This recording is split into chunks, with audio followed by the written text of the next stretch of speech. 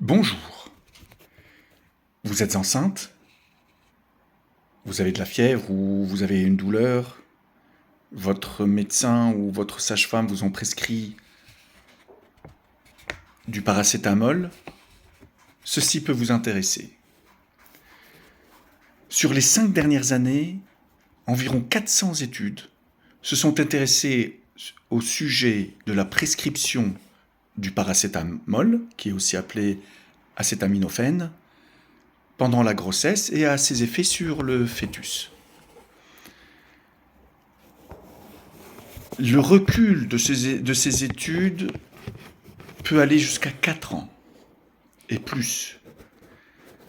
La plupart de ces études ne montrent pas d'effet sur le développement fœtal, sur le développement neurologique et sur le système reproductif et urogénital de l'enfant. En février 2025, Dan Kier, avec plus de 10 collaborateurs de 10 pays différents, ont fait une revue de la littérature et ils ont sélectionné 9 études originales et 3 revues de la littérature parmi 56 études.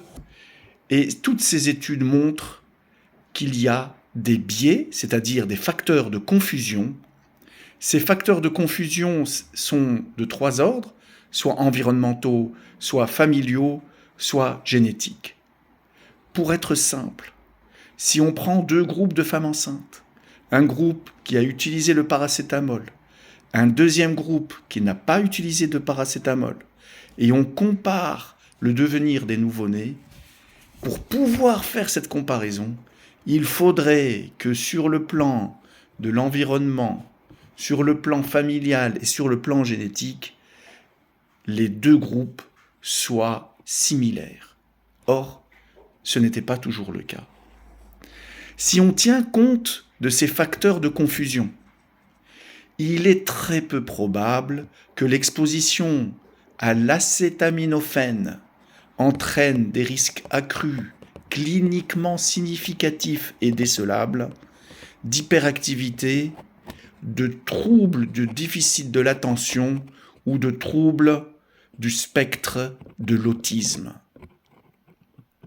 Le niveau de preuve ne justifie donc pas la modification des recommandations concernant la prise en charge de la fièvre et de la douleur chez la femme enceinte. Merci.